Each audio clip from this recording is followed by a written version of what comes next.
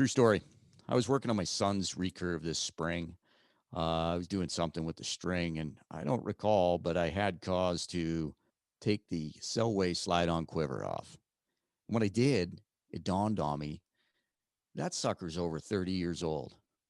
I mean, I can't tell you how many bows that thing's been on, but that thing has been on some pretty good trips, and it's been on some pretty miserable trips. And it still works well today. Just new grippers once in a while, depending on my aero material, a few new foam hoods. But what a poor business model to make a product that lasts a lifetime. So much so that I mentioned it to Drew. And he said, well, why don't you send that thing in and I'll refinish it? I said, hell no, this thing's got character.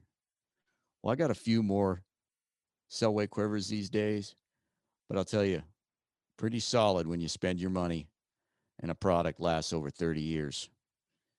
Give Selway Archery a call. Buy once, cry once.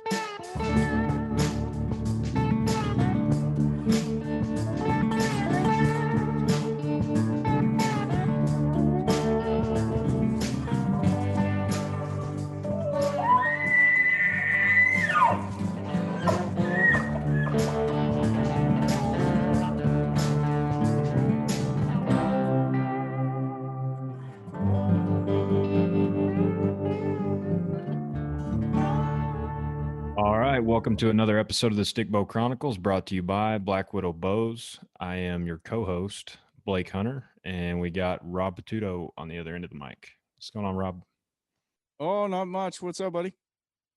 Oh, not a whole lot. It's been a little hectic with the holidays and everything going on, but you know, we've managed. Well, you got little ones running around. That's a I know. gas. It's yeah, it's Got rapid kind of flying and oh yeah, it's kind of like a zoo over here, but making do anyway. They had a good time and uh, yeah, did good you get together? Christmas. Did you get together with relatives and stuff? Not too much this year. Not too much this year. I've got some grandparents that are pretty worried about the COVID stuff, and probably rightfully so. So we kind of kept it pretty low key this year, and which is fine. You know, hopefully next year will be back to normal. At this point, nobody really knows when things are going to be back to normal, but hopefully soon. Yeah, yeah. Same here. We have well, he's been on the podcast a bunch. Pete Weatherford and his wife Jeannie. We always spend holidays with them, but she just got out of the hospital, some minor surgery on her elbow, and she's like, I had come in contact. Yeah, that's a long story, but anyways, no, low keyed. You and I haven't chatted, haven't recorded in I think 2.5 years. Seems like. That's what it seems like. It's whenever I've been free, you haven't, or whatever. It's been a little crazy, but yeah, Yeah, but Rob hasn't fired me yet, so it's a news flash for everybody. I doubled your pay though. I don't know what the hell for. But hey, you had a pretty good chat. Did your dad get in on this one? Yeah, no, he didn't. He left right before we started, but had a good chat. Sat down with Bill Vanderheyden, Iron Will Outfitters, lead engineer and founder of Iron Will Outfitters. He got on with us on a place that we've had for, gosh, we've been hunting it for almost 30 years now, and we got him on it, and yeah, he came down and down here and hunted with me for a few days, and ended up shooting a nice, good, solid buck, and shot a doe too. So recorded with him while he was down. He's had a heck of a season so far, and talk some broadheads, talk components, talk some super nerdy stuff, and just talked hunting in general for a while. Is he still shooting Zwickies? Not exactly. No, no, right. Satellites or No, rage. Uh, it's good talk though. He's, like I said, he's had a heck of a year. So he went up to Alaska and went caribou hunting, and we talked about that, and uh, killed a couple of really nice bulls. hey, Oh yeah, yeah, he's had a heck of a year. Call him Killer Bill. um, so we had quite 24 hours here a few days ago. So what would that have been? Well, we started yeah, yeah, yeah, so we started on the 23rd, we finished not Yep. finished up, but we hit our goal on the 24th. That was pretty crazy time. It was cool. Me and Rob have been talking back and forth with Cody a little bit. Cody Roebling, if you guys didn't see on social media, has been having a heck of a time. Like Rob said in the video that he posted on Instagram, I can't pronounce what he got diagnosed with, but yeah, he's been having a tough time and was in the hospital about a month ago or so. Got operated on, went back to get operated on again, and then caught pneumonia, caught COVID. Uh, been having a heck of a time, and I was talking to him on the phone, and um, basically flat out asked him about his financial situation, and it became pretty clear that after the end of the year, his deductibles are gonna have to get paid again. And um, I talked to Rob and felt like with this platform that we've got, uh, why not use it and try to help a brother out right here around Christmas time, and that's what we did. And I this whole thing's kind of blown me away a little bit, the community outpouring, and not just traditional bow hunting. It was the lineman community. um it just it was pretty awesome to see right here around Christmas time the amount of people that came out in droves to support Cody. And yeah, I can't thank everybody enough. It was super awesome. Yeah, it was literally on a whim. I just got out of the backcountry and called Cody because he was supposed to go on that audit hunt with us, and so I Right. was just checking in with him, and he's like, "Man, I'm in the hospital. I'm this and that, and supposed to have chemo and radiation and all that." And he says, "I'm not going to be able to make it."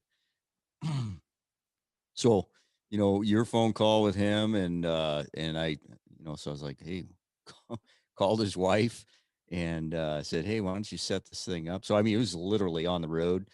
Um, it took That was about a a day. matter of an hour of us all Yeah, talking back and forth. And I mean, it's just, as much work as especially you put into this, Rob. It's there's times when it gets a little bit frustrating to put the amount of work that you do in, and not, yeah, I don't want to not see a whole lot in return, but there's just times where it's a little bit overwhelming. But on the flip side of that, being able to do something like this, like, uh, that's what it's all about. absolutely.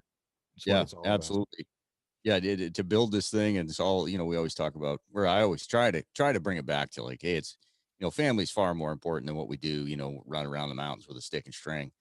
Uh, so to be able to use this platform for somebody else, unreal. You Cody sent me a screenshot of his bills just the other day. I mean, after this, he sent me this screenshot, and it's like, holy smokes, you talk about crushing, absolutely crushing a person. Um, I was like 6,800 was just his deductible, and then the rest of the family, it was like 10 grand total. So they put it up for $10,000. So I am getting at is this just covers their deductibles for a year, Mhm. starting January 1st. So it's not like, it sounds like 10 grand is like a bunch, but when you see his medical bills, oh sweet mama. Drop in the I told bucket. him, yeah, I told him, I said, "Man, if you just claim illegal status, it might be a little better," you know? Yeah. Um, so within 24 hours, I guess where I was going with that is I figured that it might take a week of really hammering this thing. I was thinking 6,800, and I thought, well, we'll get Aaron involved and use his platform. We should be able to get this. Well, they put it up for 10,000, and I understood why. And I was like, "Oh man, I don't know about this." Uh, 24 hours later, that was super awesome. Yeah, we knocked it out of the park. And special thanks to the push guys, Yeah, posting it on all their stuff over there. That certainly was a big help. Um, yeah. you know, We the we talk about we talk about how big the traditional community is or how awesome it is, and in reality, I mean, there's people that listen to us, and there's people listen to the push, and there's some crossovers and stuff, but everybody has their little niches, and then there's other podcasts, and everybody kind of finds what they like. So we're not pulling from everybody, but when another outfit like the Push runs it, I mean, you're getting a far larger piece of the pie when two of us are. And Aaron, he was out of cell range or internet range or whatever. He's been like for a week, so we really didn't get to pull on, from his platform. So Yeah. it makes it even bigger Yeah, and to turned be able to. out it didn't really even have to pull too many strings. That I mean, everybody just instantly jumped on board, and it was just like a wave of support. And um, yeah, it the whole thing kind of blew me away to raise eh, that much money in less than 24 hours. It was awesome. Yeah, and then two companies jumped on towards the end there and really pushed us over the top. So I don't want to get too far ahead of ourselves here. So $10,000, that was the goal. It was reached. Right now, it's about $12,000. I really want to see this thing keep going because, like I said, I saw his medical bills. This really does only cover his deductibles, but uh, day six gear, they came up big right at the end there with $1,000, and Davis tents, they came up big with $1,000. I It's kind of tough because I don't want to like highlight somebody and leave leave everybody else out. It really was about everybody coming together. There was $5, $10, $25. I mean, that's really what drives something like this. There's people that put in 50, 100, 250, 500. That's all awesome. It's tough singling out one group, but yeah. So hats off to those companies helping us get there. Yep. Hats off to them. And like Rob said, that is absolutely not to diminish the people who gave $5 and $10, because that's the type of thing that gets the ball rolling on stuff like this.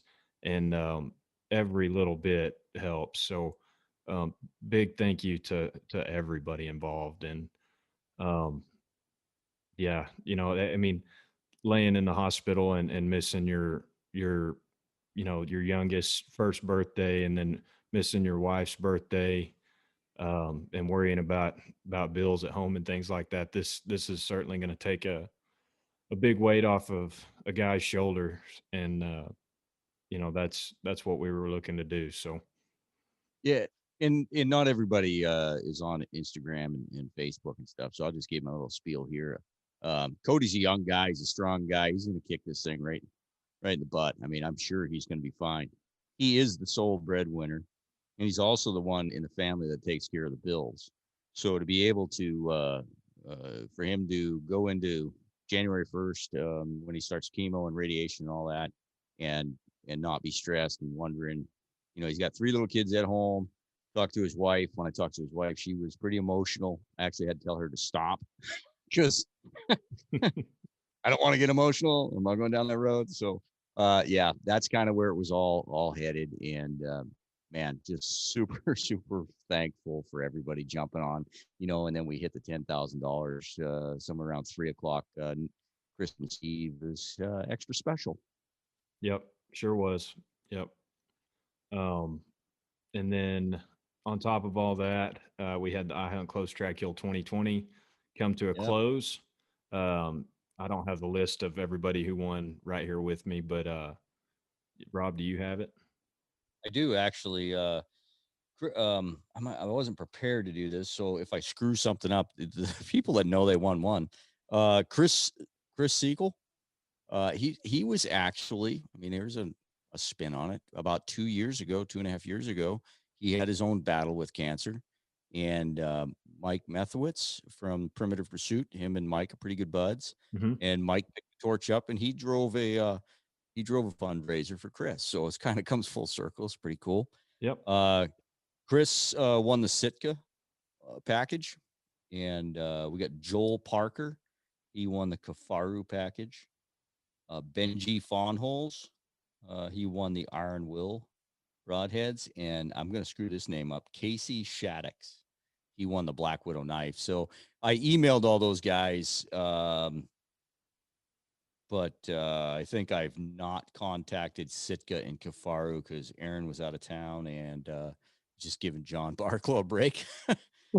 um, and then on the kids stuff, now the kids stuff that was super awesome because we had not planned on this, but Drew over at Selway, he got the ball rolling, said, "Hey, I want to make sure one of those kids gets a quiver." Greg Kraus jumped in and said, "Hey, let's I'm going to donate some cutthroat broadheads." And then we had Steve, and I apologize for this if I screw this name up, Steve Stively, from Stively, getting, Stively. yeah, getting Stickbow close. He said, "I want to give all those kids a DVD." And Terry Bannett over at the Foot at Shaft, he said, "I want to make sure all those kids get shirts." So let's see, Kayla, I think it's Kayla, Kyla. She's a 15-year-old girl. She won um, the Selway Quiver. Oh, Mason, Kyla Mason, and Finn Merrow. He won the Cutthroat Broadheads. And then, gosh, I'm going to screw some names up. Tyler Crooks, and there's two other kids that I don't have their names written down now, but yep, they're all getting T-shirts, DVDs, and the two getting broadheads and quivers. So Cool. pretty cool stuff. Sorry to put you on the spot, but No, dude, but dude, I was not prepared. Yeah, sorry. but Well, big thanks to no, the no, no, no. I'm companies talking who about the last 10 days. My head was reeling. I was getting ready for this hunt trip. I was trying to get this thing squared away, and then we did the Cody thing, and I was like, man. it's been a lot. It really has, but it's been good too. I mean, it's been a lot of good stuff going on the last couple weeks. A lot of positive things, and um, special thanks to the companies who uh, donated: Selway, Footed Shaft, Kafaru, Black Widow, Iron Will, Sitka, Getting Stickbow Getting so Close, close. Yep. Greg Kraus, Wild Traditions Outdoors on Instagram, I believe is his Instagram handle. So you Yep. guys go give all them a follow. Go check them out. So thanks to all of those people for chipping in. It was a big deal, and I think this is something we're gonna keep doing moving forward. Oh, So yeah. Yeah. No, I hunt close trad kill 2021 here coming up soon. So yep, you bet. circle the wagons and figure it out. Yeah, yeah, yeah. Looking forward to it. It's fixing to kick off a new year. We're gonna start with that aoudad hunt. So it'll Yeah. be getting kicked off here pretty quick. I think we can tell everybody because that was another thing we solidified between when I was driving between the Cody thing. I talked to Cameron Hale and I talked to Scotty Campbell, and Cameron Hale from Expanded Perspectives is going to come down with drones and all his video equipment, and he's going to video a bunch of knuckleheads running around with stick bows trying to stick a aoudad. They're probably hitting a lot of rocks and stuff. Yeah. So yeah, there'll be video evidence. Yeah, I'll edit it though. It'll be fine. Look at Rob missed 4 times. He only got I'm, one shot. He missed yeah, 4 times. I'm gonna look like a hero. Now at this point, I'm not even sure I'm gonna be able to pull my bow back. I may have Oh, to. I'm gonna get how's something that? figured out. Yeah. I'm gonna Should have to ask get something figured out for sure. should ask Santa Claus for a new rotator cuff for Yeah, I Christmas. know. I don't know. I'm gonna do as best I can to figure out how to snap shoot. I might have to call and get some lessons from you or something. Oh Just to yeah. Panic. Just get panic. Close super your eyes. close. You gotta be make sure your string hand flies like you're like Away from the face as far as possible. yeah, like you're bronc riding. It's all good. That's pretty much what I'm gonna be reduced to at this point, I think. I'm after the beginning of the year, I'm gonna go have it looked at, probably get an MRI done on it, try and figure it out. But if I can just maybe get a cortisone shot and eat some ibuprofens before the hunt, maybe we'll be okay. Yeah, it's gonna be a good time. Justin Medcalf, Terry Bannett, myself, you, um, Cameron Hale. Who am I missing? Justin Dusty. Medcalf. Oh well, On the he hasn't. fence? Yeah, he hasn't locked it in. Possibly Dusty. He's sick. Um, so taking Cody's spot. So we'll see. Yep, it's gonna be fun, man. I'm really looking forward to it. Me as well. Me as well. You got anything else? Oh, I probably do, but it's probably not worth talking about. We'll touch on your elk hunt next go around. How about that? Sounds good, man. All right. We just want to thank the sponsors real quick before we get out of here. Selway Archery, the Footed Shaft, Kafar International, and of course, Black Widow Bows. Enjoy, guys. Hey, yeah, real quick though, remember I mentioned several times there that if you wanted to get Blake and I a present, hit up one of our sponsors. And you get anything yet, Blake? Nope, not yet. I think you got a Tannin booth gift card, didn't you? I was gonna say, dang it, I was gonna say we were gonna get a sponsor from Spandex Shorts, some Spandex Shorts companies. That's going to be a Some of those t-shirt. t-shirts. Just to let everybody know, I'm going to tease that a little bit. The picture he posted in the listener group will be a t-shirt. Um, it will $35.99. Rob will sign it for an extra $15. That Cousin Eddie one was gold. Anyways, if you're not on Facebook, get on there and take a look. It was pretty funny. Yeah, he's smuggling grapes. They're watermelons, bro. Let's Get out of here. Let's get out of here. All right, guys, I got Bill Vanderheyden from Ironwell Outfitters here, and he was down with me this week in Texas hunting whitetails. Hey, Blake. Hey, thanks for having me down. You bet. It's a good time. Yeah, you've had a heck of a season so far.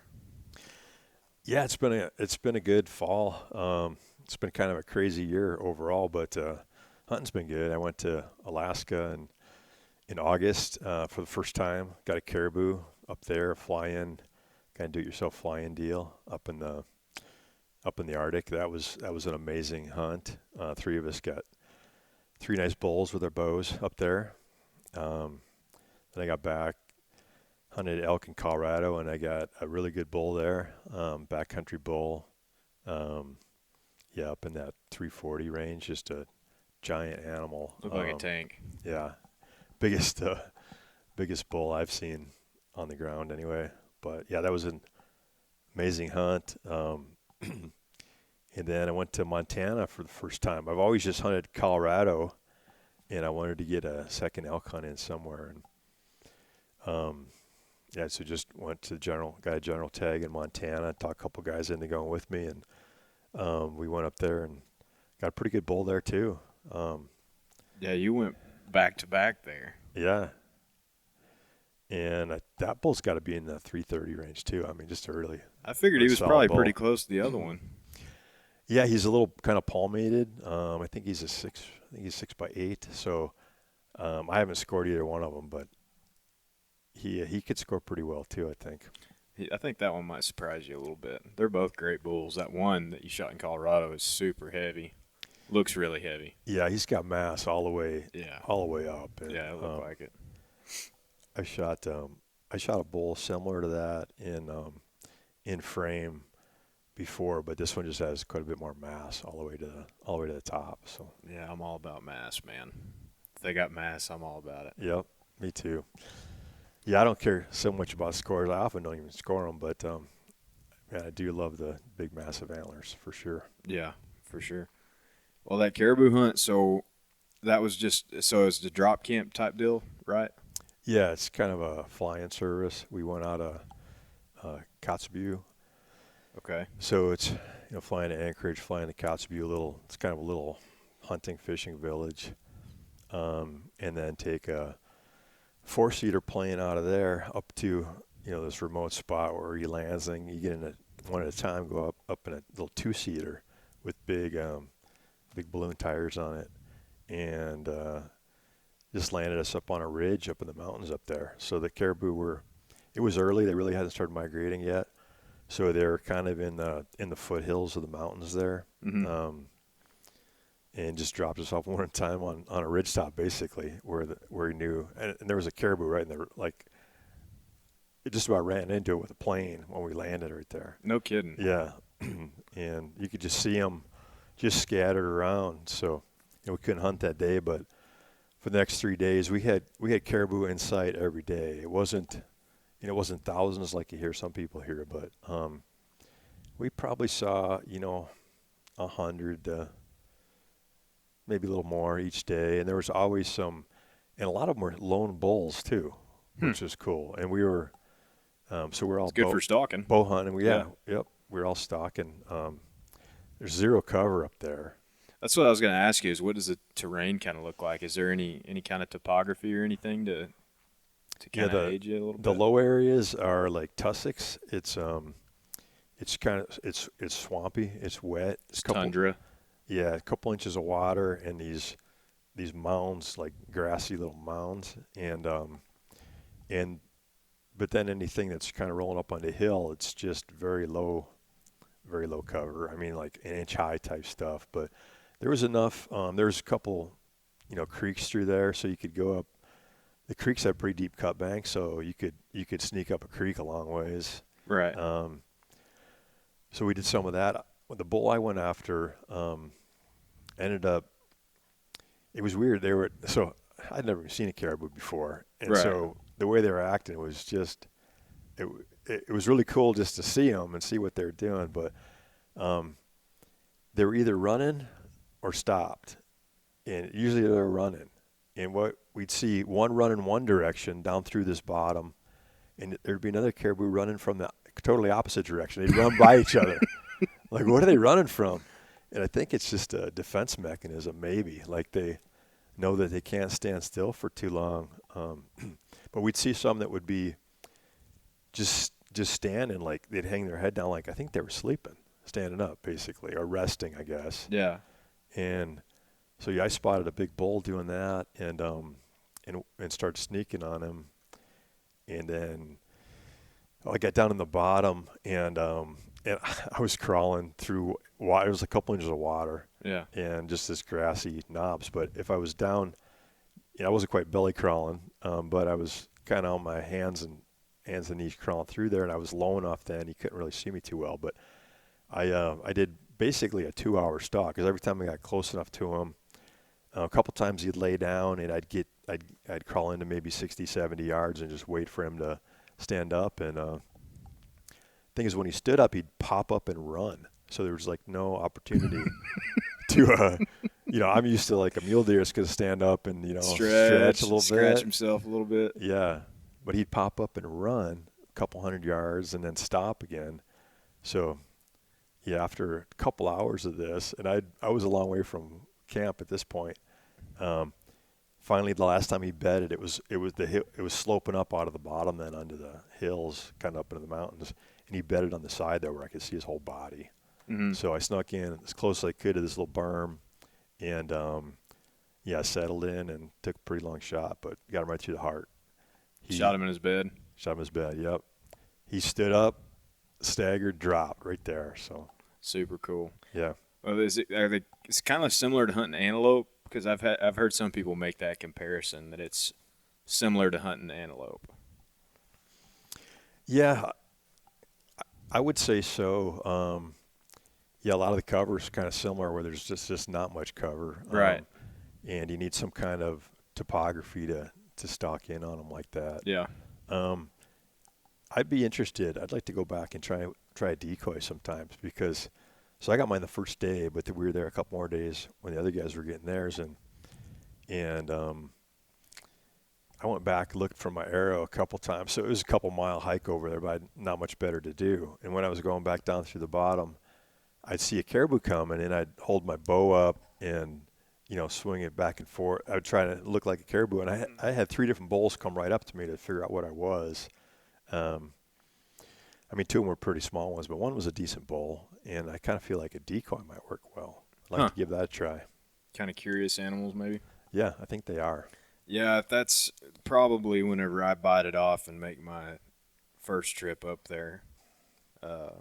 That's probably the hunt that I'll go and do. It seems to be fairly economical, and if you get in the right spot, quite a few animals anyway. Yeah, I think so. I heard it was a little bit hit or miss that early. We went, I think it was August 13, mm-hmm. and I think it gets a little better, in the weeks following. But yeah, it was kind of a last minute booking where the other place I was trying to go to filled up, and then I got a hold of these guys, and yeah, Ram Aviation out of Kotzebue. Yeah. Okay. Yeah, Brian. Yeah, real good guy. Cool. Yeah, not the most talkative guy, but he's a good pilot, so that's what you care about up there. That's all I care about. I'm telling you. Especially when it landed on a ridge top. And then when we flew off of that ridge top, we actually started we went off and started diving into there's rocks below us. Yeah. But he had to do that to get enough speed up to get up and out of there. It was a little hairy. I bet. Yeah, that is a worry up there, having a good pilot. But Donnie Vincent told me this guy was a great pilot. Okay, so Donnie had hunted with him. Yep. And yeah, the Caribou that he got the year before, it's in one of his films, I think, or maybe that's not out yet. But anyways, he hunted with him up there.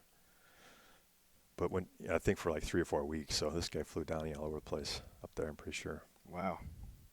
Yeah, I'd love to go, man. That's like I said, that'll probably be the first trip of hopefully quite a few that I do up there, especially after talking to you. Yeah, I'm going back for sure. Yeah, that was a blast. we need to get a group together and go. I just need to bite it off and do it and quit talking about it. Yeah, I had my first face-to-face with a grizzly bear up there. Up there in Alaska? Yeah. How'd that go? It went well, I guess. Dang, you're here. Yeah, it was funny. It helps us to have good long-distance vision up there, I think, because we see this. I'm up there with Carter and JD, and I hear Carter say, "Oh shit," and I look at Carter, and he's looking across to this other ridge, and it was probably close to 2 miles away, and we could see this giant thing coming down the hillside, big brown thing, and it was dragging in the dew. His belly was dragging. It left a big streak behind it, so you could just see it coming. No kidding. Yeah, and it's coming straight at us, but it's still 2 miles away, and there's a creek in the bottom, and it's 10 o'clock at night, but it's complete daylight. Right. And we were just thinking about maybe crashing for the night. And we're watching this come, and I'm like, oh, it's gonna hit that creek and stop. And so we're watching him. He goes down through the creek and keeps coming, and he is on a straight line towards our tent. We're in a Kafaru teepee. Oh yeah. There, and so we all get our pistols out, and yeah, he keeps coming. Yeah, do we have a can? I think we got a can of bear spray too. Oh no! But what was weird was the wind was directly in our face, so the wind was at that bear's back. So he didn't smell you? No, he didn't smell us. Huh.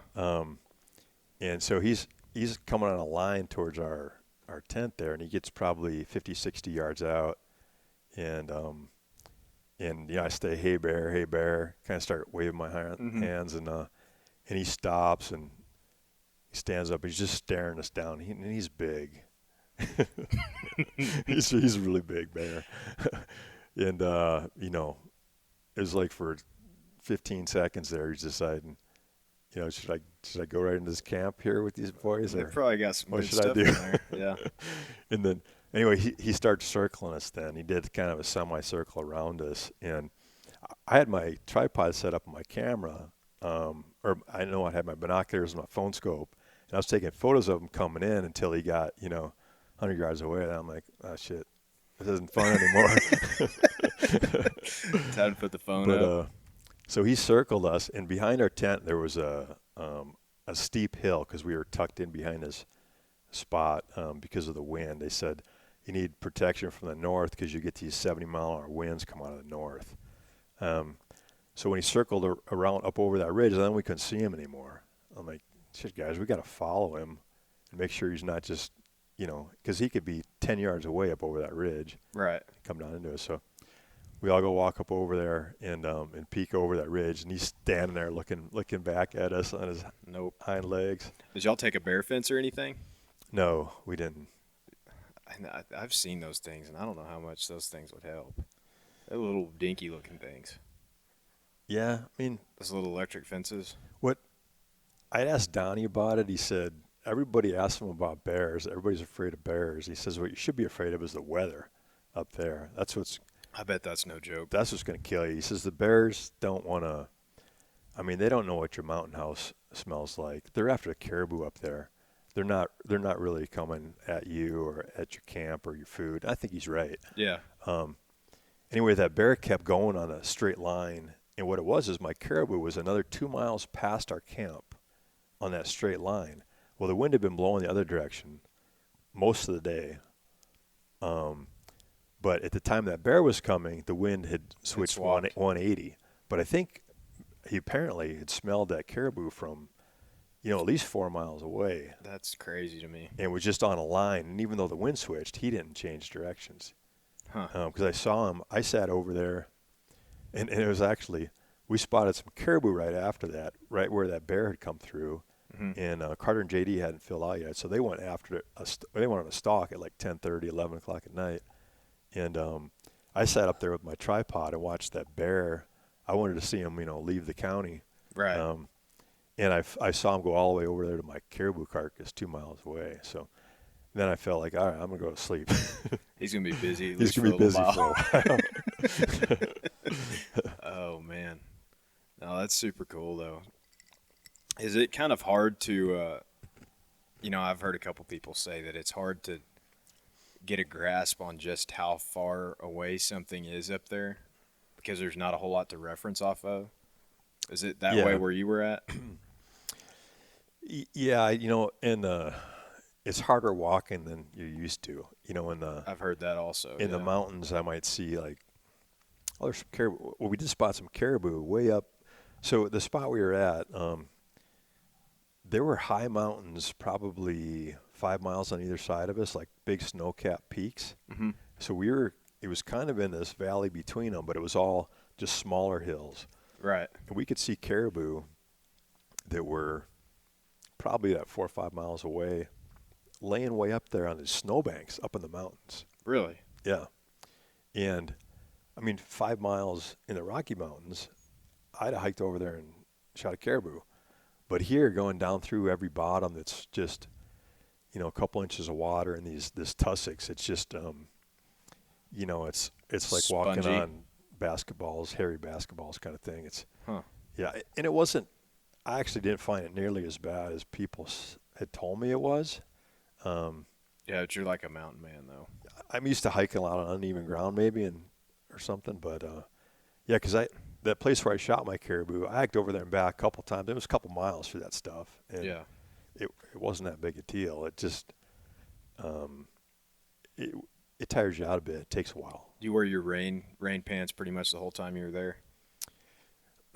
Or just a big set of gaiters? No, I wore gaiters. My boots. I don't know about you, but I can get by about 1 year with Gore-Tex, and they stay dry for about the first year. Yeah, I've found pretty much the same. Yeah, and I had boots that I got that summer and just broke in, so the Gore-Tex was still good. Right. And my feet stayed dry, even though I was in, a couple inches of water all the time. Right. And then I brought these wiggies for creek crossing.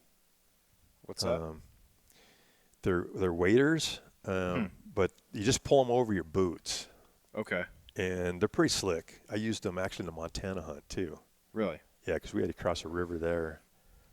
And they weigh 1 pound. You can, roll them up, put them in your pack, and just pull them out and cross a river or something. Be super handy. Yeah.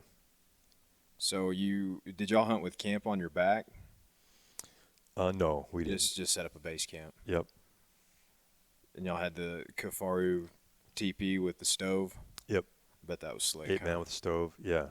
Well, there was no wood. No wood to burn. I didn't even think about that.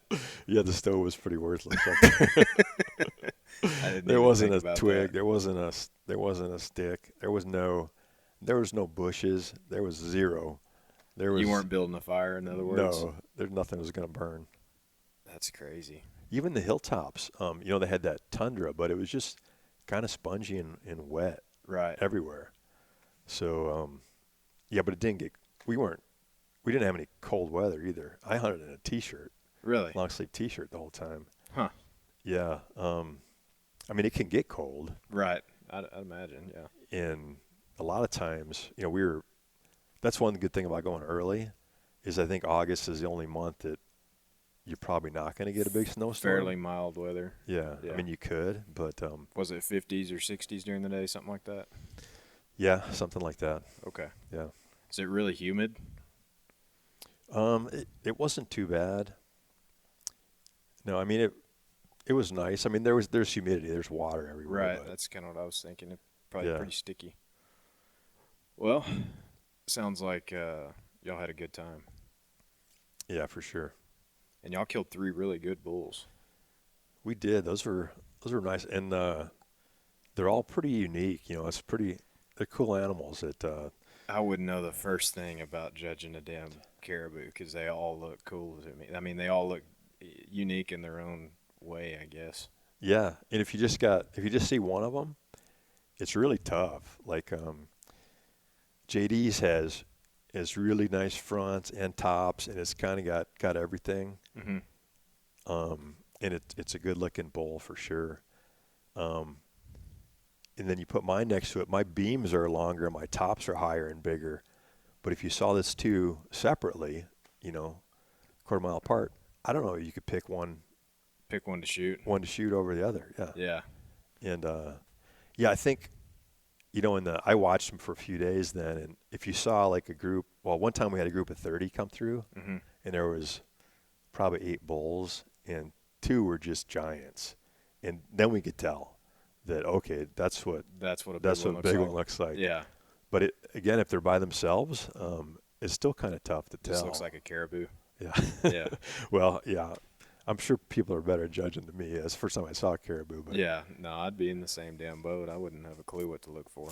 They're just cool looking to me. they are. I mean, they're beautiful animals too. And I shot that one and walked up to it. I was like in awe of. It was it's like a chocolate brown hide that's just kind of got a silver shine to it. Mm-hmm. It's just a really pretty animal, just amazing. And they were all full velvet too. Yeah, and mine was like this dark chocolate brown velvet antlers. Yeah, just the coolest looking animal ever. Did y'all get the velvet preserved? Yeah. You did. Yep. Cool, man. Well, you've had a heck of a year, and then what was it? Not yesterday, the day before, you shot a whitetail here with me. I did. Yeah. Yeah, that was a fun hunt. It was my first. I guess I hunted that morning, but my second sit, first night in the stand. Yeah. Saw 6 bucks. And it's been pretty slow other than that for you. Yeah, it has. I thought, you had big bucks come by every sit down here, but I wish it worked like that. No, on a serious note, you've hunted whitetails in what different states? Wisconsin, Indiana? Yeah, Wisconsin, Illinois, Indiana, Iowa, South Dakota, North Dakota. A little bit everywhere then. Yeah. So let me start off this way. What did you expect, which obviously you still need a little bit more time to formulate a super good opinion, but what's like based off your first impression, what did you expect when you came down here versus is what you're getting what you expected, I guess is the best way to put it.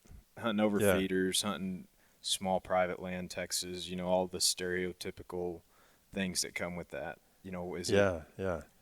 Well, first, I've been here a couple times now. Right. Because we hunted hogs back in the spring. But, first of all, I just kind of stepped back from that.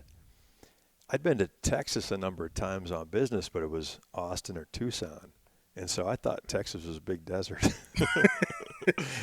Yeah, most people don't realize how big it is. There's mountains, there's desert, there's beaches, there's all about anything, any kind of country you want. Yeah, and I'd been to Dallas once, and I saw, well, Dallas is green with trees. Right. Down there. And then I hunted the spring. I hunted Aoudad with Top of Texas and Aaron Snyder, which is even totally different from here. Yeah. Yep. And that was pretty flat country with these kind of deep ravines. Yeah. In there. That's some cool country too. It is very cool country. What do What do you call them in Texas? Do you call them ravines? Yeah, ravines, draws, canyons. Okay. I mean, whatever you want to call them, I guess. Yeah, it's funny. Wherever I go, they call them something different. Just in Indiana, they call them hollers. Yeah. Holler. There's probably some people here who call them that too, but Go down in the holler. yeah. What are you talking about? Or crick. And then Western North Dakota, they're coolies. Yeah, Coolie? I hear them called that a lot too. Yeah. But yeah. Anyway, so that was a really fun hunt, but that terrain was different than here. And honestly, this area, North Texas, it's not that different. Just north of Dallas here, it's not that different than the Midwest, really. You got a lot of oak trees.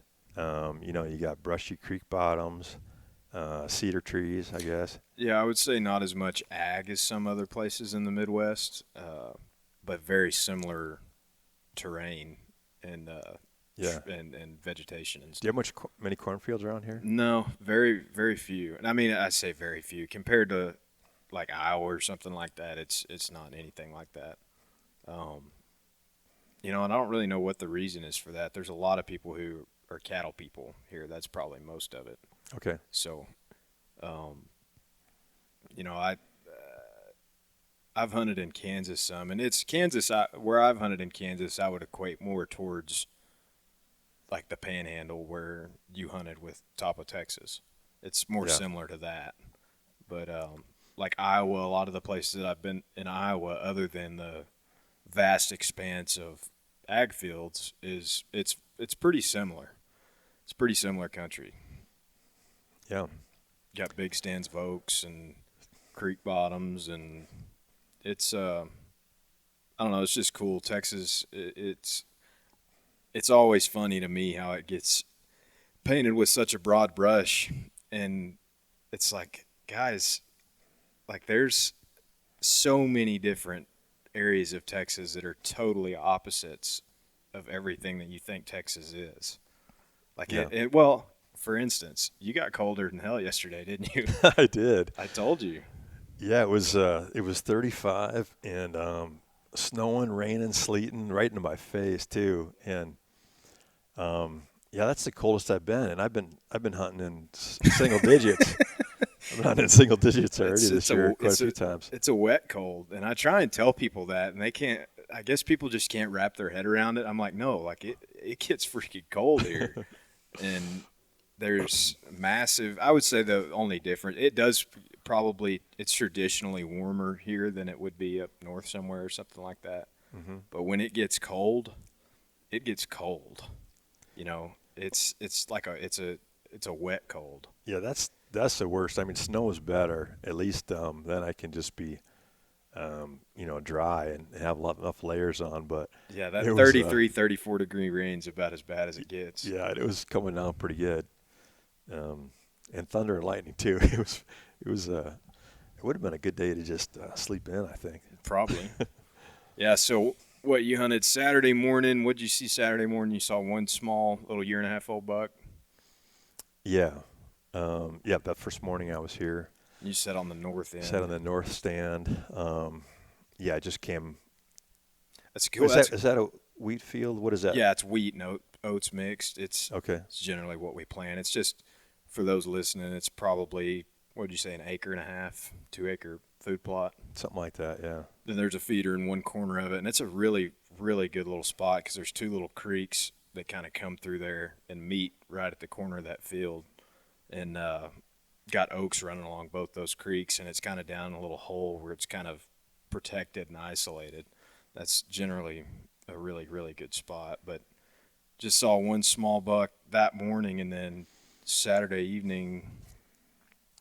Yeah, so Saturday, yeah, I saw that a button buck and a spike, and this was like a 1-inch long spike. So those two look like they could have been a couple does, but they were both bucks.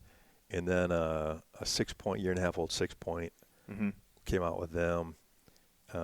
Yeah, they came out into it was a different stand, but that's also wheat. Yeah. Oats, is that what you said? Yep. Yeah. Out in the wheat field across there, and watching them for a while, and this big buck pops out like about 60 yards away. He came through those cedars over there, and normally I just grab my bow and be ready to shoot it. But I know you told me that not shoot anything 3.5 and under, right? Yeah, we try to, and I hate to be that way sometimes, but it's just like I want you to shoot what you want to shoot. If you see something you like, I want you to shoot it. Like, I don't want you to feel like you've gotta sit and look it over. Like, if you see something you like, shoot it. But it ended up being a great buck to shoot. It was a mainframe 8, got a split brow on one side, probably 4-year-old buck. Probably wasn't ever going to be much more than what he was, and just a good solid buck. Yeah, so I pull up binoculars. I'm looking at him, just wanted to make sure he wasn't a young buck, and I'm like, yeah, he's got to be 4 or older. Yeah. And he just kind of the mass and the look of his horns and his face and Tripped a trigger. yeah, I'm like, yeah, I'm gonna shoot this thing. But then I have my binoculars in my hand and my bow's hanging and he's coming straight at me. Right. So I can't really grab my bow. So he's coming straight at me, and then at about, I don't know, maybe it was about 30 yards out, he turns and goes towards those other bucks. And he went and he ran them off. And so when he turned, I put my binoculars down, grabbed my bow and drew it. And then he ran those bucks off to about 60 yards and stopped. Well, then I'm thinking, I don't know how far he is. I got to let down. But then they're all looking back at me. And I'm not sure what all happened. He ran those bucks off. And a little buck, I think, maybe saw me draw at the same time. Right. Because then they're all looking back at me. And I'm sitting there at full draw. And I'm not going to shoot. So I hold for a couple minutes, and they go back to feeding in that field out there. I let down, and I'm ranging him. He'd gone out to 70, and then he's into 60, and then 50, feeding along broadside. And man, I wanted to shoot him, but I know that's a long ways and It's a long ways on these deer. on a whitetail, yeah. Yeah. And so I waited, and eventually he turned and he came in and gave me a 30-yard shot. And testing some prototype heads, and Went pretty well, didn't it? yeah, he ran at the shot. Oh, you told me to aim low, right? I did. I told Bill whenever he got here, I said, especially hunting over these food sources or over feeders, you've got to aim low on these deer, unless it's like less than 20 yards.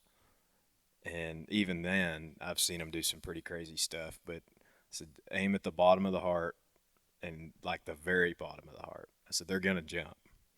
98% of the time they do. So where'd you aim at the bottom of the heart? And that's exactly where you did. He didn't move an inch. No. Yeah, I went right through the heart. And he ran. Well, he was at 30 when I shot. He ran out and stopped, quartering away. And I quick ranged him again. It was 55, but I didn't tell you this either. I saw what was weird. It looked like I thought I saw the arrow hanging straight down from basically the exit armpit. hole, armpit. But it looked like an arrow covered in blood going straight down. Mm-hmm. But the next day I found the arrow. That wasn't the arrow. Now, little did you know that was just blood pouring. That was just a stream of blood coming out of him. And he staggered and he walked away through the cedar. So he made it about 20 more yards, but went behind the cedars where I couldn't see him and dropped dead over there. But that blood trail was... It literally looked like you poured it out of a 5-gallon bucket for 50 yards. And with a, fixed blade head, and this wasn't a wide cut, anything like that. It's just a standard width fixed blade head. Yeah. And one of the craziest blood trails I've ever seen. There was, literally piles of frothy blood like the size of a dinner plate, like every 5 yards. Yeah, I don't know how you could get a better blood trail. No, I don't think so. I've never seen one. But so far testing is going pretty good on those. I'd say so. It was a good shot placement for getting a good blood trail. Yeah, that low heart shot's for sure. Recipe for that, but still. But it did some trauma in there. Yeah, I'd say. Yeah. So yeah, I don't want to say what they are yet. This will probably come out before we're going to announce, but we'll probably announce. We usually announce new products around ATA time. Okay. And we're not going to the show this year. It's not going to be one, but I think we're still planning to announce that mid-January at the time of the kind of online show, I guess. Okay. So, yeah, stay tuned. You'll hear about it then. Yeah. So here in a couple weeks, when y'all listen to this, you'll only have a couple more weeks to wait. So Yeah. I'm excited about it. I'm really excited about it. But We've got a dozen or so guys using them now.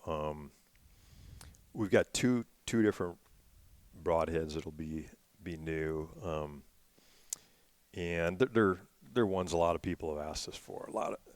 It's pretty easy for me to know what customers want because I'll get 300 people lot of asking for feedback. something. Yeah. And so Aaron Snyder's been shooting some. I've been some shooting prototypes. one. You've been shooting them. Yeah. Yep.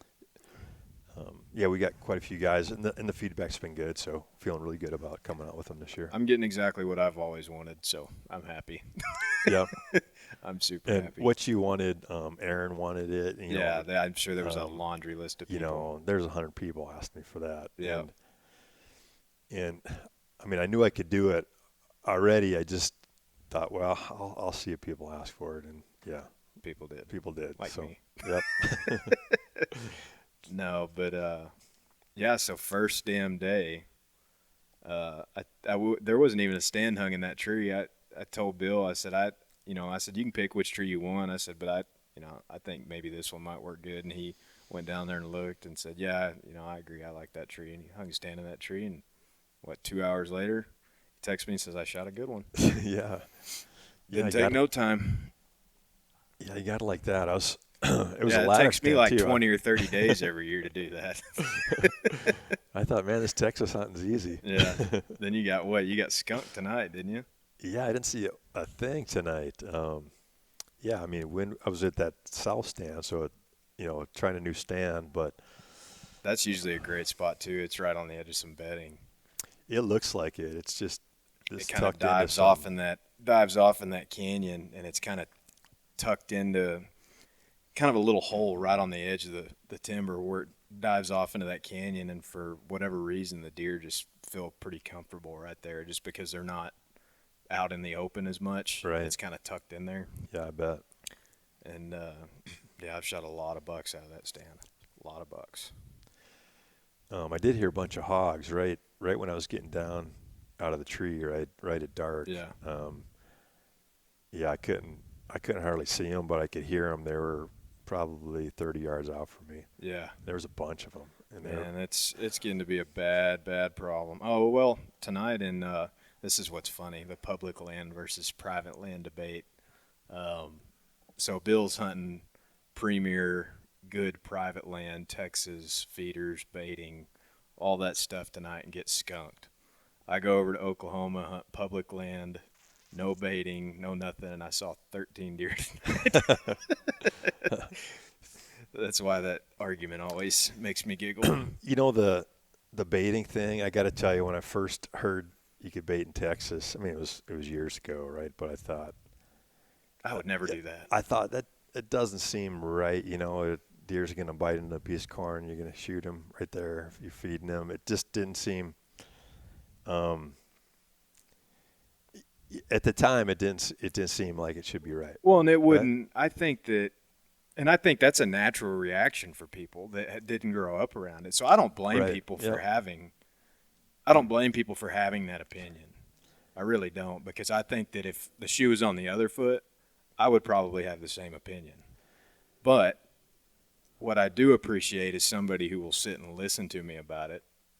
Somebody who's had experience hunting over bait, not hunting over bait, and listen to the hypocrisy of a lot of it. So let me tell you what I think now. Go ahead. I mean, so I grew up in Wisconsin, and you can't bait at all there. Right. And if somebody was hunting over a corn pile, they'd be, written up for it, or a bucket of apples or whatever. That was illegal, and so it was, but what's legal in different states, it's different. So right. But anyway, so that was kind of my thinking that, hunting over bait's not right because that's the way I grew up. Right. That's what I'd learned. But if I go back there now and hunt with places that are managed for whitetail hunting, they'll have a couple acre food plot in the timber, and it's honestly not a lot different. Or we'll have little cornfields or bean fields or alfalfa fields, clover, whatever, that are food sources. And I normally don't hunt right on the food sources, but I'll hunt between the bedding and food sources. And a lot of times it's because the big bucks aren't hitting the food sources till dark, but they might be, Right. In those in between areas. And, I don't think what you're doing in Texas is a whole lot different than that. And a lot of the same principles apply. I mean, I can give example after example after example of bucks that we had 500 pictures of, and maybe 2 of them are in the daytime. So, I mean, you're not going to kill – it's not very often that you're going to kill a big buck sitting on a feeder. It does happen.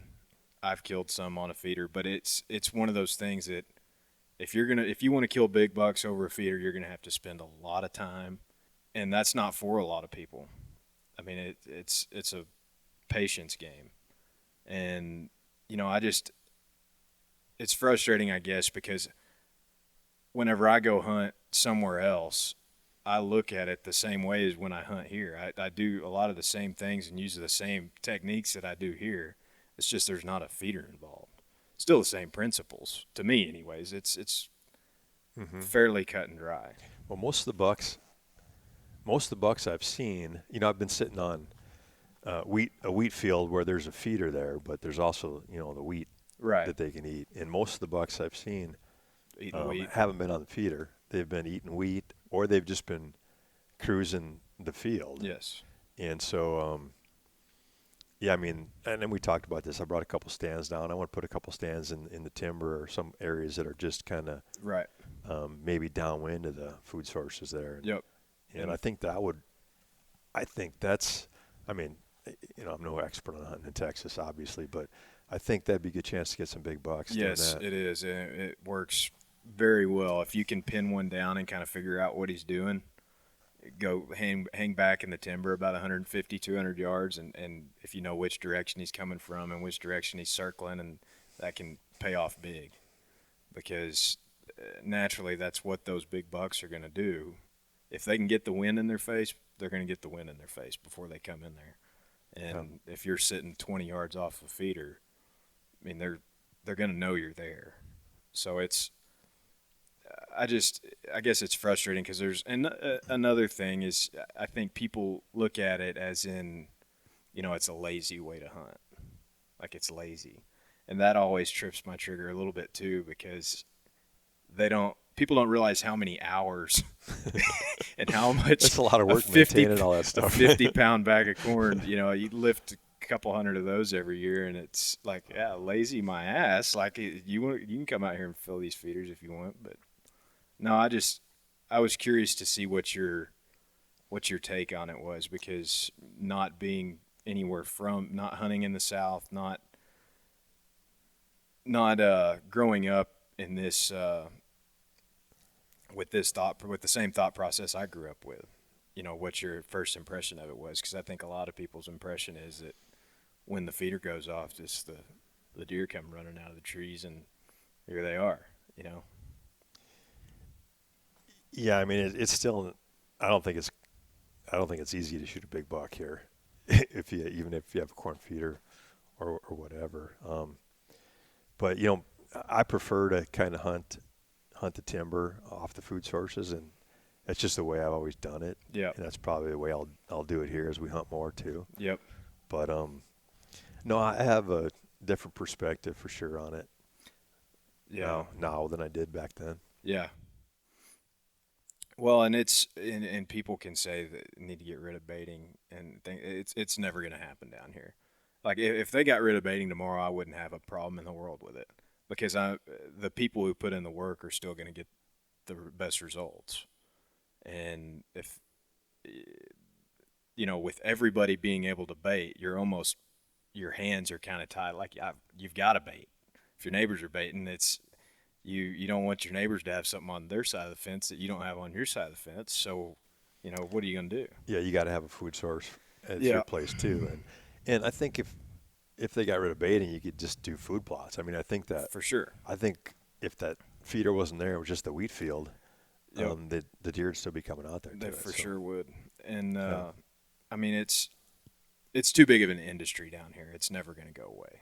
There's too many people building feeders. It's a huge industry down here, especially in Texas, but in a lot of other states too.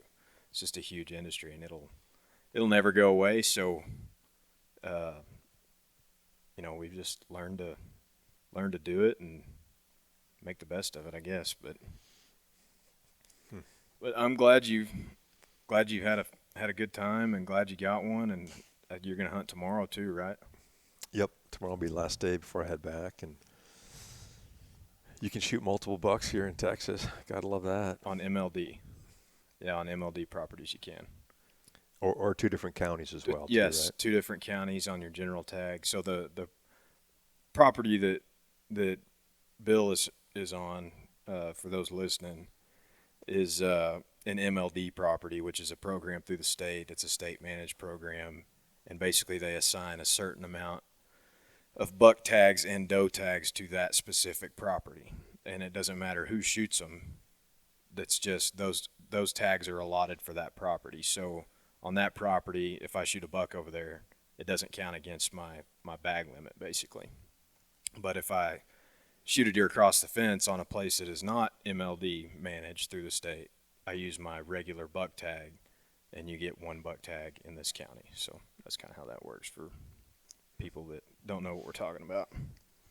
But yeah, I mean, got some good genetics here. There's some big bucks running around. Saw some good young 2.5, 3.5-year-old bucks that were real high and are going to be nice bucks too. So Yeah. Hopefully we can keep them alive. That's always the struggle. Is hunting small pieces of private a lot of times feels like you're hunting public almost, because there's so many people around you. But it's yeah. Hopefully you'll get a couple does tomorrow. yeah, got to get a couple more test shots in. Yeah. Hopefully. So what's your arrow setup right now? Yeah, right now I'm shooting. Can we talk about something that's not a stickbow on here? Yeah, you bet. So yeah, I'm shooting my Matthews VXR 31.5 75-pound Right. compound, and I've got 260 axis arrows with some iron will hit inserts. I've got 25 grain hardened steel hit, the 10 grain titanium collar, and 125 heads. So total weight is 530 grain. And 160 up front. Yeah, On a 160 up so front. you're probably like, what, 13% FOC? I think it's 14 and a half, something Okay. like that. And I also shoot that setup with a 25 grain collar some of the time, which would be 175 up front. Right. And one of the prototypes I'm testing, I've got here in 150, and it shoots fine 2 out of it. So that's what I was set up with tonight, and I'll be shooting that tomorrow too. So that'll be another 25. The That'll be prototypes. 185 up front. Same prototypes I've got? Yep. Okay. Yep. But yeah, I like those are Easton Axis 260. I like the 204 diameter arrow with hit insert impact collar. I like aligning to the ID of the arrow with the broadhead. I think you're pretty much guaranteed it's going to spin true and kind of build that strength into the arrow. I think that's a good setup. Well, and kind of explain that to people so that they understand what you're saying. So the more or less what you're saying is the ID of the arrow. Start off by explaining how they build arrows. So why is that important for the broadhead to align to the ID of the arrow? Yeah, well, different manufacturers do it a little differently, but in general, the ID of the arrow is most tightly controlled surface on the arrow. So that diameter is really what you want to align to, is that ID of the arrow with your broadhead. And so in a 204 ID, so in a small or micro diameter arrows, either have a hit insert that goes down inside of it, and then your broadhead shank. So that broadhead or field point, the shank before the threads is a 2.2035 diameter, and it's going into a 204 diameter shaft. So it's just about a line-to-line fit there, so it aligns really really well to the idea of the arrow. So when you spin that arrow, it's if you have a good broadhead, good arrow, it's pretty much guaranteed to spin true. Very concentric. Yeah, there's no half out or outsert there that adds tolerances. So, And they, you refer to that as stacking tolerances, right? right. So if you've got a half out, say you've got the shank that's machined that goes down inside the arrow, that's machined to the next bore that your broadhead is going to go into, and most of the components that come with arrows are really cheap. I mean, very low end materials, very low cost machines they make them on, because really they're selling arrows, and they I mean, the people they're selling to may or may not even use their components, so why put a lot of money into their components? I think that's kind of been the thought from a lot of arrow companies. Right. And so I'm not saying they're all bad, but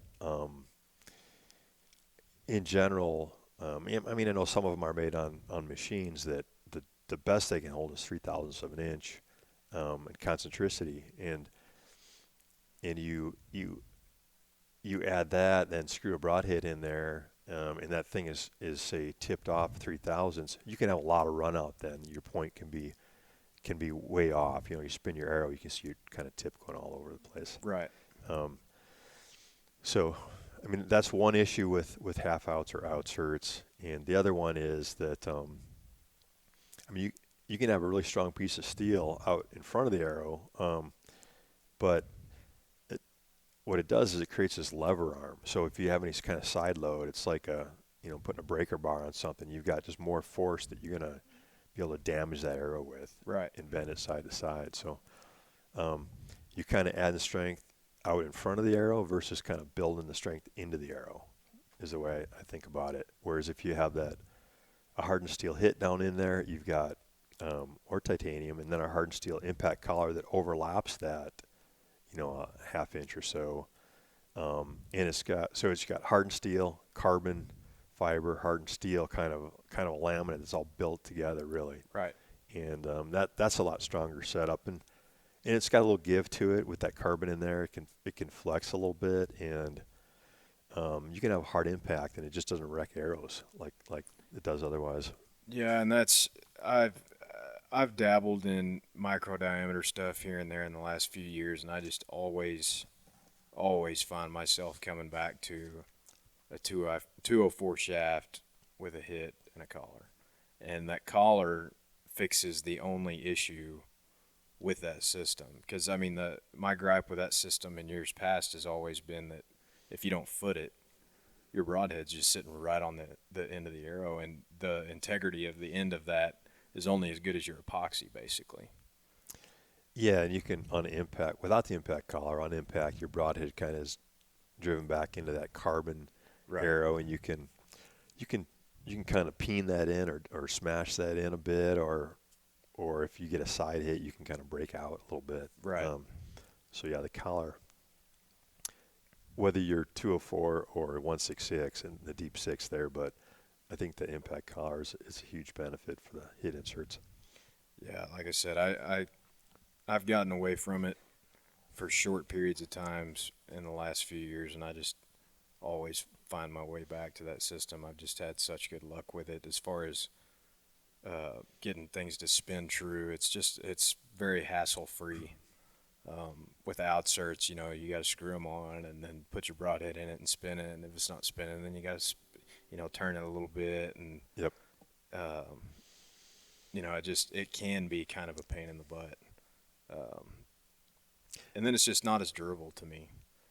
It doesn't seem as durable. When I first made them, it was really just because I was doing a lot of broadhead impact testing. I was shooting broadheads into a lot of bones as I was looking at different steels and heat treat processes and trying to and ferrule materials. This is back through development. I was really just trying to see if I could damage a blade or bend a ferrule on these, shooting into femurs and other, hard bones. And one of the things I do is I just quick spin test it to see. And I was damaging arrows enough that I was having trouble figuring out, well, is the broadhead good or not? Because this arrow's chunked up. So that's when I started making those steel collars just so the arrows would hold up. And they've been great. It used to be I'd go through a dozen arrows a year, and now it's like that same dozen I built last year, I can still keep shooting them. Yeah, those things last forever as long as you don't lose them. And even like for trad guys, stump shooting, they do extremely well stump shooting, and they hold up really well, better than anything else I've used. Yeah. One other thing that might interest the users, I did some force testing with our different broadheads. One question I get a lot is, can I shoot the wide head with my system versus your standard head? So I measured the force to push down through hide and hair, and then hide and muscle, and then hide and muscle and scapula, shoulder blade, with our standard head, with our 100 grain, which has a little bit sharper angle to it, and then our 125 grain head, our S125, which is really the same as our S200. They have the same blade in them. Right. And then our wide head. And then I also compared that to like a 3-blade chisel point, 3-blade cut on contact, and a mechanical too. And anyway, what I saw is there was very little increase in force with the wide head. So that's what I want to kind of get out there and let people know. I mean, I expected it to be higher, just a wider head. You've got to cut. Right. But what I'm finding is that edge sharpness, edge retention really kind of trumps everything. If it's really sharp and it maintains that sharpness as it cuts through, very little difference in force between the standard and wide head. And it was taking 10 to 12 pounds to push through hide and meat with any of our heads compared to 50 and 80 pounds with the different 3-blade styles out there. Right. So, we had a lot of people this year, because I get that question on elk all the time, mostly compound guys, but sometimes stickbow guys too.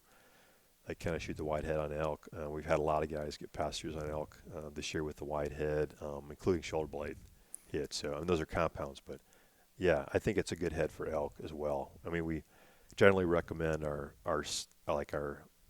S series is a good out west big game head. Like, it's kind of my go-to for elk, but and it's more of a distance thing for me. If I'm going to shoot, I know you guys hunt close, but I hunt far sometimes. Well, actually, who's Randy's sending you a Black Widow, isn't he? Oh yeah, he is. That's right. Yeah, shout out to Randy. Yeah, thanks, Randy. He's sending me a Black Widow to try out here, and I talked to Tom Klum. I'm going to try and go down there and get a lesson. What do you want for your Matthews? You'll be selling that thing in a couple of months, huh? I don't think so. I've been enjoying success lately. I don't think I'm not ready to suck just yet. I think you'll be surprised. I think you'll surprise yourself. It'll be fun. I started. My dad and my grandpa were traditional archers and bow hunters, and I started with a Ben Pearson recurve as a teenager, and missed a lot of deer with it. I was flinging arrows, but and then when I finally saved up enough money to buy a compound, I started killing things.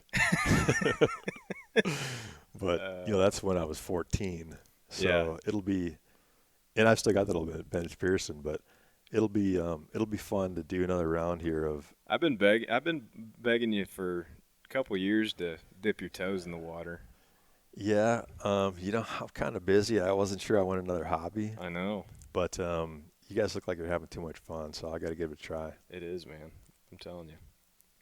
But anyway, what you were saying, so the wide, basically that's all I'm going to shoot anymore out of my setup is the wide, just because I don't think that, other than if I was taking a longer shot, so I'll probably still keep some standard solids in my quiver, maybe one or two of them, for like follow-up shots or something like that.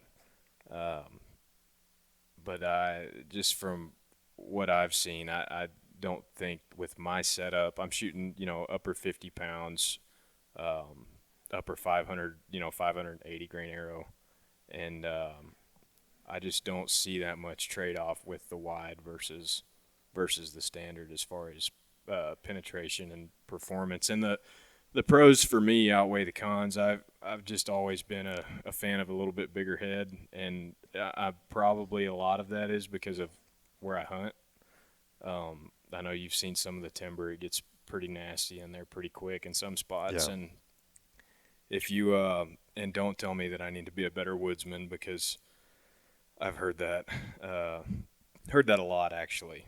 That if there's not any blood, you need to be a better woodsman. It's hard to track when you can't move more than a foot with briars and everything. Yeah, pinning down. Right? So yeah, you guys can come down here and help me find my next deer, I guess, because I walked circles around mine this year, and it took me 2 weeks to find it. But I paced it off. My buck went 35 yards. Yeah, so I was glad. That was a pretty easy one. Yeah, 20 more yards, he'd have been in the thick stuff though. So yeah, and I've shot deer actually in that exact spot, and well, as a matter of fact, I shot a pig there probably a year ago, right there in that exact spot, and he made it into that creek bottom there, and I pinwheeled him. I've got it on video, and I could never find him. Once he kind of made it in there, I just kind of lost blood. Pigs don't bleed a whole lot sometimes, especially if you hit them high, and never found that sucker. And I knew he was right there, but I just never could find him.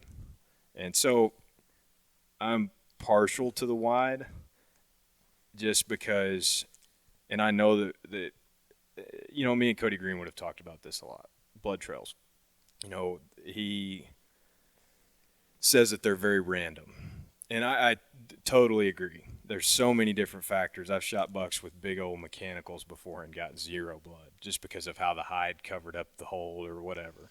I know there's a lot of different factors that go into that, but to me it's not really an arguable point. If there's a bigger hole, there's a better chance for blood to come out of it.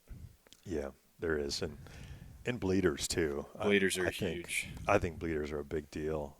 And you weren't a fan of bleeders at the beginning, right? You weren't going to put them on there. I wasn't going to put them on there because, when this started, I had a broadhead fail on an elk shoulder blade, and I just wanted to design something that was for sure going through an elk shoulder blade to the vitals. And I was just going for max penetration on big animals. And so, you don't need a bleeder for that. In fact, a bleeder could make it less. But after a couple years of shooting prototypes between my brother and I and some friends, it's really my brother Tim.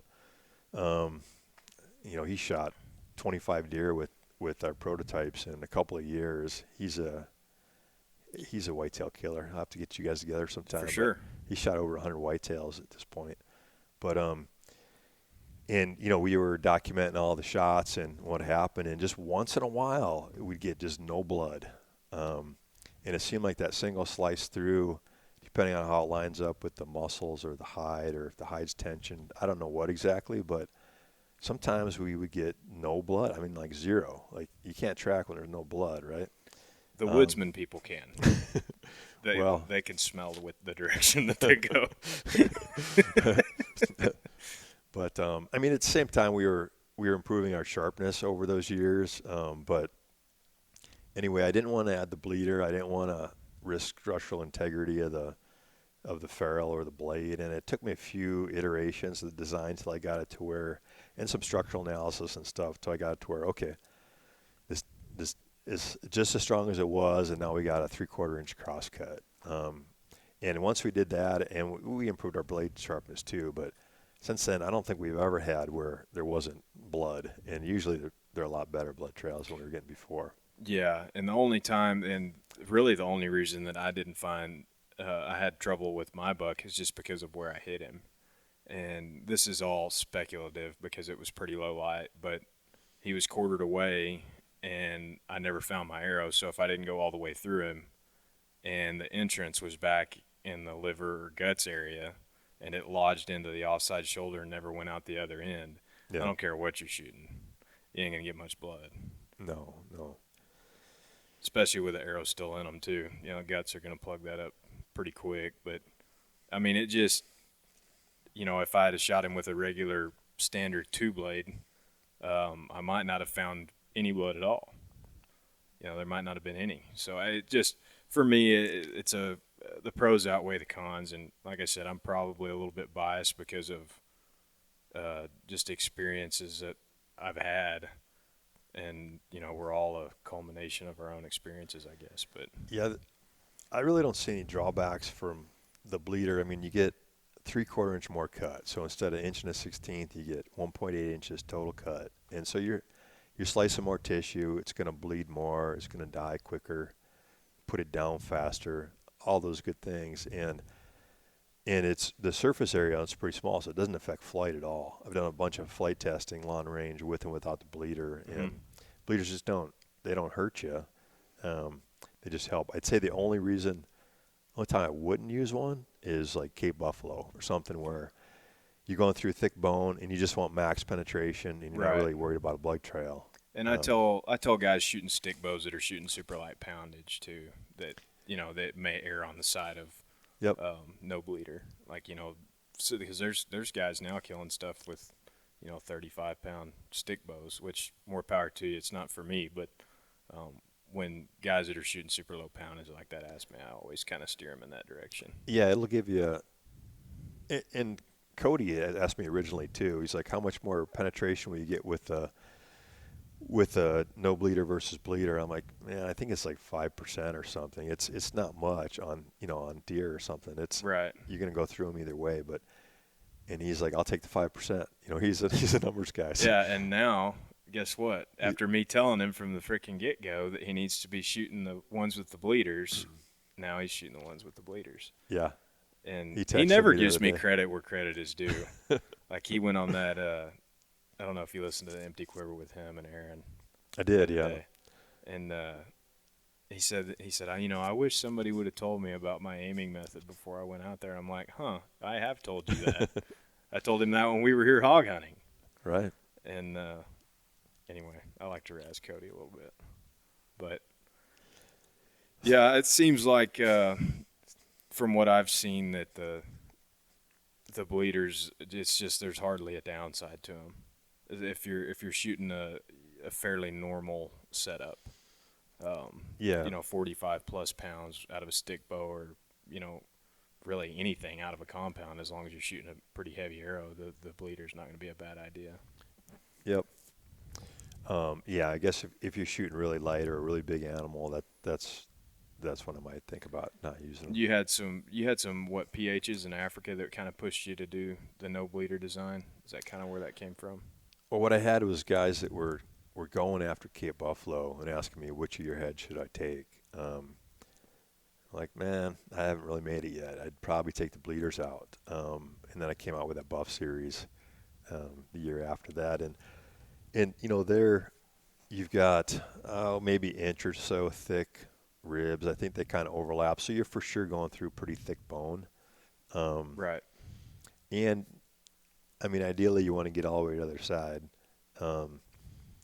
And so, and I mean, you don't really have to worry about blood tracking. They're gonna find the thing. Right.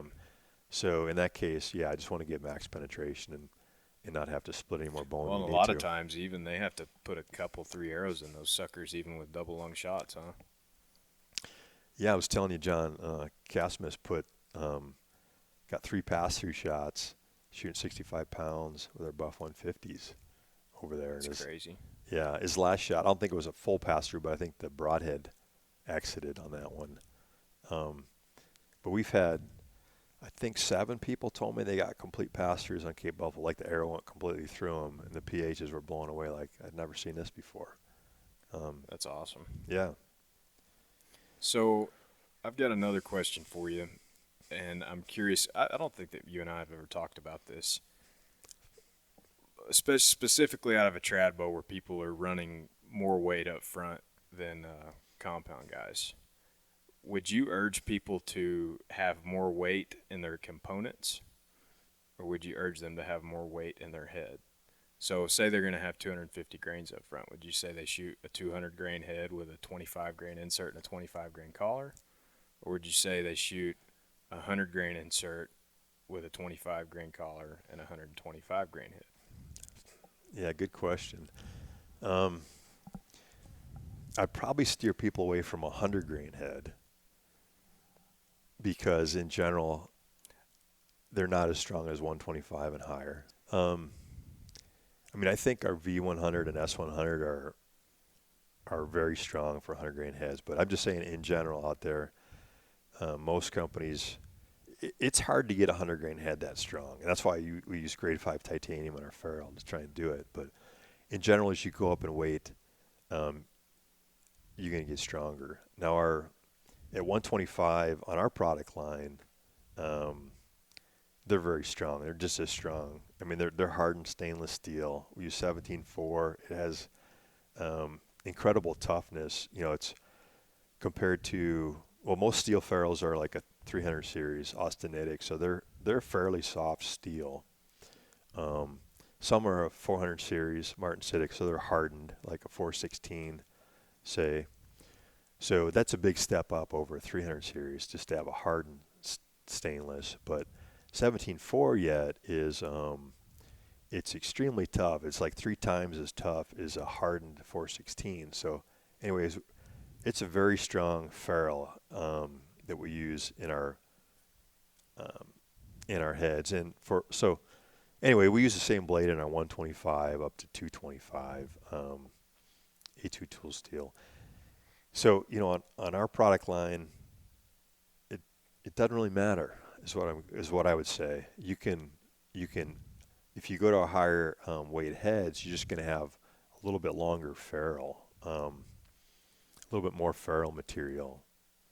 So would you say you increase durability more going with heavier components versus a heavier head? Since it's longer, the insert, I mean? Yeah, probably a little bit more. And it's kind of I kind of like kind of the middle of the road, but I do think it's okay to go with our 125. I mean, if you're trying to get 300 up front, what are you trying to shoot for? No, I'm just spitballing here. I've just always shot 125 heads, just mainly because if I need to go buy field tips or something like that, it's pretty easy to find 125 grain field tip. Yeah. And a lot of the reason why I've stuck with that is for whatever reason running 100 grain, because I can't break 125 grain solid. Like I've tried and tried. Like the durability from a 125 to a 200 grain iron wheel is kind of a moot point to me. Yeah. And from what I've seen and what I've experienced. So the way my brain works is a little bit longer insert. You've got more surface area there, more metal back in that arrow, and it's more reinforced right there. And I was curious if you kind of thought along the same lines, or if I'm kind of rednecking it a little bit. No, I think you're right. But our components, you're back 1.5 inches into the arrow, even with our lightest components. Right. So you got pretty good reinforcement there. I mean, longer isn't going to hurt anything. Right. But we tried to engineer. I spent a lot of time engineering the 100 grain 125 to be extremely strong because that's what most people shoot. Right. Maybe not most trad guys, but most compound guys. Right. I do think if you're up in that 200 grain, you can get really strong heads across the board. Because other companies they'll be steel and there'll be a lot of material there. So I do think with some other product lines, there's some advantages to going heavier. Right. Well, I guess we're going to kind of wrap it up here, guys. I think we've been on for over an hour now. When Bill's got to get up super early, and I do because I got to go to work. So, but I had a good time, man. Yeah, one more day hunting here in Texas. Yeah, hopefully you'll have some does run out in front of you. Yeah, it's been a good time. Hopefully some does and pigs. Yeah, for sure. But anyways, guys, thanks for listening, and this won't be the last time you hear Bill. So we'll have him on again soon enough. And anybody has any questions for him or anything, you can send them to me or send them to Bill at Iron Will Outfitters on Instagram, right? Yep, at Iron Will Outfitters on Instagram. IronWillOutfitters.com is our website. You can go on the contact us form too if you got questions or whatever. Cool. All right, guys. Thanks for listening. Thanks, Blake. Catch you later.